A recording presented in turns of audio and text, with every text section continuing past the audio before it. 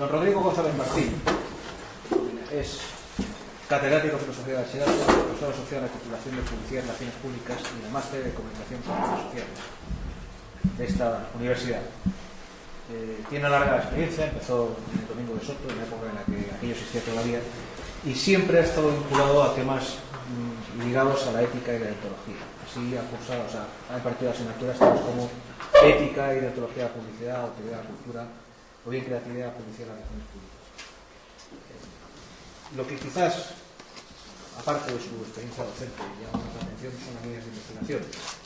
Actualmente tiene abiertas varias, una sobre comunicación y creatividad responsables, hago hincapié en los responsables, creatividad inclusiva, creatividad y discapacidad, publicidad y medio ambiente, mitología y publicidad, o publicidad ética y estética.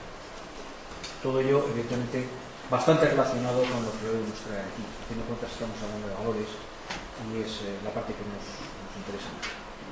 También es verdad que ha colaborado con varios medios de comunicación, tanto en el norte de Castilla como en el Adelantado, ha comisariado y participado en diferentes exposiciones, tiene varias publicaciones, de las cuales voy a resaltar dos: la comunicación en el marco de la responsabilidad social, bases para la definición de la comunicación responsable, o bien ética, responsabilidad social y comunicación. Y luego ha dirigido varios trabajos, por supuesto que tiene máster, de los cuales hay uno que me llama mucho la atención y que quiero destacar, que es el estudio e implementación de planes de comunicación en los campamentos de Tinduf, en el Sáhara. Por su parte, el comandante Aznar, de Fragata, es analista principal del Centro Superior de Estudios para la Defensa Nacional y profesor del Centro Superior de Estudios para la Defensa Nacional. Tiene una larga experiencia docente, ha sido profesor de un montón de cosas en un montón de sitios, pero en este momento es el director del título de experto en Seguridad y Defensa de la Guerra en el siglo XXI, miembro del Consejo Editorial de la Revista de Ciencias Militares del Instituto de Estudios Superiores Militares de Portugal, miembro del Grupo de Estudios sobre Terrorismo de la Academia de Radio y Televisión Rusa, miembro de la Asociación Española de Escritores Militares, miembro del Consejo Editorial del CSD, profesor visitante de las universidades de Juan Carlos, del CEU, de la Complutense, de la Universidad de Santiago, la Politécnica de Cartagena, Alfonso de Cimusayo, etc. Y profesor también del Instituto Universitario de Cultura Mundial. Es doctor en Ciencia Política, con una tesis doctoral sobre las nuevas guerras en la línea de la polemología para análisis de los conflictos del siglo XXI. Tiene diferentes publicaciones también, tiene de libros en los cuales ha escrito o ha participado más de 40 artículos, de los cuales recomiendo muy vivamente el último que ha publicado sobre polemología, que es verdaderamente interesante. Y dicho lo cual, os cedo la palabra primero al profesor González Martín y después al comandante. Muchas gracias. La verdad es que no sabía si hablaba de mí o de otra persona. Yo he leído. Bueno, muchas gracias. Yo sé que son malas horas para meternos en cuestiones de Honduras, pero bueno, vamos a intentarlo. La verdad es que estoy asistiendo toda la sesión, toda la jornada, con absoluto interés y absoluto agradecimiento, porque yo creo que estamos tocando temas enormemente complejos, enormemente sensibles, enormemente conflictivos, por contradictorios, y en ese sentido profundamente éticos. La ética no habla de verdades absolutas. La ética no nos da soluciones para toda la vida. La ética, en realidad, dice un buen profesor de ética, Fernando Savater, que en realidad no viene a solucionar ningún debate, pero tiene el privilegio casi siempre de provocarlos todos. Así que vamos a acercarnos brevemente a un problema que es la ética, la comunicación y la seguridad. En primer lugar, me gustaría decirles desde dónde hablo. Comunicativamente es muy importante ubicar a los interlocutores. Publicitariamente solemos decir que la publicidad tiene que identificarse. Es una publicidad no solo exclusivamente sospechosa, sino incluso ilícita, si no reconoce a los públicos emisores. O sea que me gustaría decirles que yo me voy a situar en la óptica del ciudadano. Me gustaría decirles que me voy a situar en la óptica del ciudadano, con todas las pretensiones de participación, de crítica, que no me sitúo en la óptica de los emisores, tampoco en la de los medios. Yo creo que, a excepción de una pequeña intervención de don Álvaro Gil Robles esta mañana, los ciudadanos no han aparecido. Y sin embargo, continuamente estamos hablando para los ciudadanos, sobre los ciudadanos. Yo creo que hemos abusado de una lógica dualista. Por otra parte, es la lógica dominante en nuestra cultura. Hemos hablado de amigos, de enemigos, de nosotros, de ellos, de defensa, seguridad, CNI y periodismo. Y yo creo que deberíamos abrir el foco. Deberíamos reivindicar lo que hoy, sin lugar a duda, estamos no solo exclusivamente viviendo a nivel académico, sino a nivel de la calle, paradigmas más complejos, más holísticos, más multireferenciales y, en último término, más multicausales. Máxime cuando hablamos de comunicación y no solo de información. Por eso es por lo que, sin lugar a duda, el tema de comunicación, seguridad y ética tiene que necesariamente situarse en un modelo dialógico, en un modelo de diálogo, donde, a ser posible, ese es el objetivo, intervengan de forma activa, participativa, constructiva, todos los sujetos que intervienen en un determinado juego de intereses. Si nos falta algún sujeto, no estamos haciendo comunicación. Podemos estar haciendo mejor o peor información, pero no comunicación. Así que posiblemente me puedan tachar de ingenuo, incluso de utópico, rusoniano, pero me da la sensación, al menos yo lo pienso, que ya tenemos demasiado realismo. Incluso esta mañana varias veces se ha dicho que es que como las cosas son así, poco menos, que tenemos que conformarnos.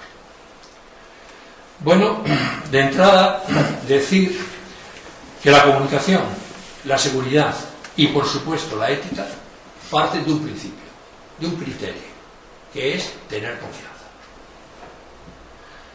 Si no tenemos confianza, todo nuestro juego, todas nuestras relaciones serán unas relaciones de pillos. A ver quién engaña mejor aquí. Incluso esta misma mañana se ha dicho, hablando de temas muy de actualidad, que al fin y al cabo de lo que se trata es de que no te pillen. Te pillen o no te pillen, si estás haciendo algo éticamente indefendible, lo será siempre.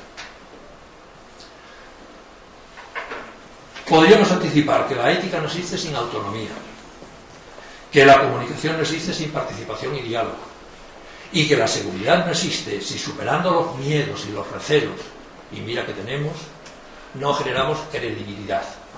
Pero no por egolatrías ni etnocentrismos, sino credibilidad en nuestros propios valores. Valores que a fuerza de ser individuales son colectivos. Valores que a fuerza de ser interesados, legítimamente interesados, defendemos nuestros modos de vida, nuestras creencias, nuestras ilusiones, nuestros ideales, evidentemente también son culturales y por tanto son colectivos. Y por supuesto decir, como se ha dicho desde esta mesa esta mañana, que la ética no es una cuestión individual, la ética no es una cuestión privada, la ética no es una decisión de creencias ni de ideologías, la ética es una reflexión racional colectiva. Podríamos decir que pocas veces, como ahora se habla tanto de la ética, por todas partes se oyen recomendaciones éticas, en política, en la banca, en los mercados, en los medios de información. Como dice la profesora Victoria Camps, todos hablamos de la ética, estamos preocupados por la ética, tal vez es que en realidad no sepamos ni siquiera qué hacer con ella. Hablando de seguridad, una prevención. Me gustaría hacer caso al viejo Max Weber, cuando decía que le molestaban las palabras con mayúscula y en singular. Así que, quizá en aras de esa transversalidad que también nos ha salido en esta mesa, me gustaría más que hablar de comunicación, de seguridad, hablar de comunicaciones, de derechos humanos, de libertades, de seguridades, etcétera, etcétera. Y eso sí, situarme en la búsqueda de esos compromisos políticos, éticos, que aunque estén escritos con letra pequeñita en el propio cartel, y yo creo que es un defecto mío profesional, pero ya solo analizar el cartel a mí me llevaría un tiempo. Bueno, pues aunque sea con letra pequeña, justo eso es lo que yo voy a buscar, o por lo menos lo que yo he dedicado el tiempo de buscar. Más que hablar de comunicación, que también, y de seguridad, que también, posiblemente es mi tema, sí hablar de los compromisos éticos que vamos construyendo en busca de una sociedad y de un mundo que da un poquito más justo, un poquito más libre, un poquito más igualitario. Debemos atender mucho al lenguaje. La verdad es que el lenguaje es nuestro mundo. Y desgraciadamente estamos viviendo en una cultura y en una sociedad demasiado eufemística, demasiado nominalista. La verdad es que la flexibilidad laboral se impone frente al paro, la contención presupuestaria frente a la baja de los salarios, los ajustes presupuestarios frente a los recortes, o incluso entre nosotros hablamos más de vigilancia masiva que de espionaje. Así que sería interesante de alguna forma desenmascarar el lenguaje y hablar a las cosas y llamarlas por su nombre. Eso es una cuestión muy ética. Buena parte de la ética del siglo XX es el análisis del lenguaje ético. La comunicación no es mera retórica ni mero verbalismo. Por mucho que hablemos de seguridad, no vamos a sentirnos más seguros si no alcanzamos unos fines. El viejo debate entre fines y medios, hablando de seguridad y de comunicación, es absolutamente nuclear. A la seguridad como a la libertad le ocurre que se pueden entender de forma negativa o positiva. Libertad de, libertad para. Seguridad de, seguridad para. Pero no nos vaya a ocurrir lo que ya analizó en su día Erich Fromm en una famosa obra, conocida seguro que por todos ustedes, que se llamaba El miedo a la libertad. Una vez que hemos conquistado la libertad, resulta que nos da miedo. Posiblemente una vez que hemos conquistado la seguridad, nos viene la pregunta, ¿y ahora qué? Admitamos ese campo de hipótesis. Ya somos seguros, ya estamos seguros, ya hemos alcanzado todos los estándares de seguridad, a todos los niveles, personales, comerciales, tecnológicos, empresariales, a todos los niveles. ¿Y ahora qué? Parto de un principio. La seguridad no es un fin. La seguridad es un recurso, es un procedimiento, es un contexto, es un ámbito, es una necesidad, es una ocasión, pero no es un fin. Es curioso. Le invito al... Por favor. Si me paso me corta porque yo tengo aquí... Así, no, yo esas cosas soy inflexible. Tengo toda la seguridad del mundo para eso. Decía que es curioso, pero en la Constitución española se habla clarísimamente de lo que son los fines a los que aspiramos construir nuestra sociedad, y se habla de libertad, de justicia, de igualdad, de pluralismo político, pero no se habla de seguridad. Incluso es curioso cuando las propias Fuerzas Armadas, en el artículo 8.1, se le encarga una visión, su visión, dentro del marco constitucional, 1978, se habla de la defensa de la soberanía, en fin, ¿qué les voy a decir? Pero no aparece la palabra seguridad. En los derechos humanos nos pasa lo mismo.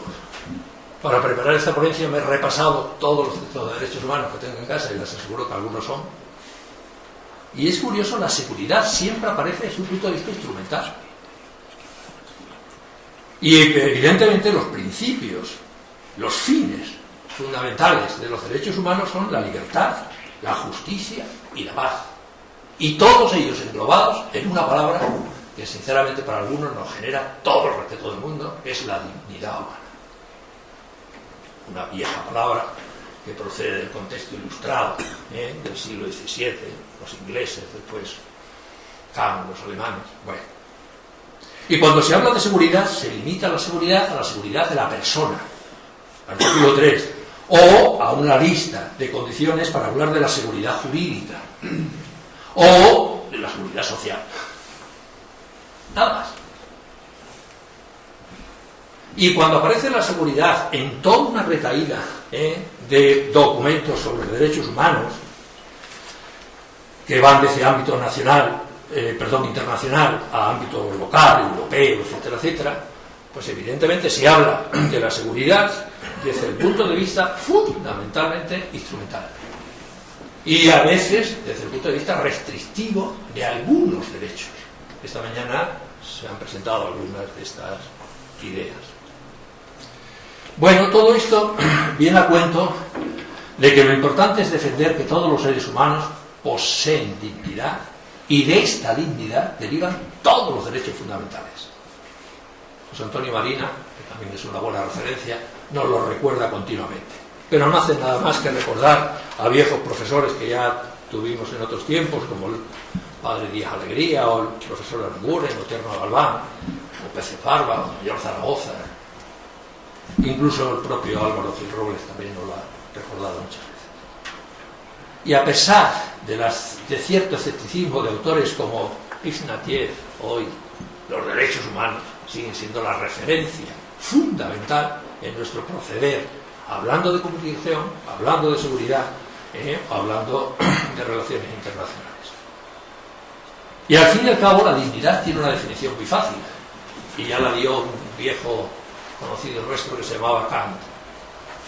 La dignidad consiste en que el hombre sea considerado siempre como un fin y nunca como un medio. Bueno, yo me he planteado muchas preguntas y para no alargarme les voy simplemente a dejar en el aire esas preguntas y nada más. Me preocupa y mucho la obsesión por la seguridad. Algunos autores simplemente la han atribuido a que tenemos demasiados miedos. Tenemos demasiados miedos. Y algunos autores han hecho un buen juego de palabras entre medios y miedos, precisamente para hablar de la seguridad. Otra pregunta que me he hecho importante. Hablando de la seguridad, me he planteado de que posiblemente, ya que estamos superando los viejos conceptos de seguridad nacional e internacional, hablar de la seguridad ciudadana y sobre todo de la seguridad pública. O sea, hacer que la seguridad ciudadana, a diferencia de otros tipos de seguridades, no se confronta con los derechos humanos, sino que los incorpora sustantivamente. Y me he preguntado qué se requiere para que hablemos de una seguridad pública, de una seguridad democrática, y a partir de ahí me planteaba los requisitos de una comunicación responsable al servicio de esa comunicación, de esa seguridad pública o de esa seguridad democrática. Algunos profesores de esta casa venimos trabajando ya desde hace mucho tiempo sobre el tema de comunicación responsable. La verdad es que yo esta mañana me quedaba muy interesado cuando oí hablar al representante del CNI del plan estratégico de comunicación, y sinceramente abrí todas mis antenas pensando, me interesaba, ¿no? Lo siento, pero me quedé con las ganas. La verdad es que no se habló del tema. Bueno, pues nosotros sí que hemos hablado mucho de lo que es la comunicación responsable, tanto a nivel regulativo, leyes, como sobre todo a nivel autorregulativo. Por cierto, una precisión. La democracia no existe para limitar los derechos. En la democracia nos autolimitamos los derechos. Y no es lo mismo. Porque también nos limita los derechos una dictadura. Pero no es una democracia.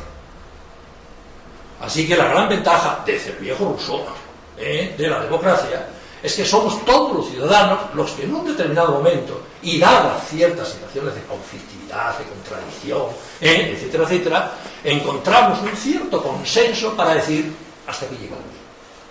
Pero somos nosotros, los propios ciudadanos, los que nos autolimitamos. Termino. Para nosotros, las bases de una comunicación responsable en cualquier ámbito, comercial o público, de seguridad o cualquier otro ámbito, necesita un proyecto, necesita un diálogo, necesita una mediación, tiene que ser finalista, no meramente instrumental, tiene que adquirir unos compromisos explícitos y en todo caso tiene que hacer partícipe a la ciudadanía para que forme parte de ese ámbito de comunicación. Todo esto ya sé que habría que explicarlo y, si me permite, termino con una cita. La inseguridad, decía recientemente un periodista, empieza justo cuando tenemos conciencia de que se violan nuestros derechos y nuestras libertades ciudadanas. Más de una vez se me viene a la cabeza una frase que siempre he oído atribuir al viejo fundador de la Comunidad Europea, a Jean Monnet. Al final de su vida parece que Jean Monnet debió decir algo así como: si tuviera que volver a construir Europa, jamás empezaría por el carbón y el acero. Empezaría por la cultura. Nosotros podíamos seguir diciendo, no empezaríamos por los mercados, sino por los pueblos. No empezaríamos por el capital, sino por la ciudadanía. Muchas gracias.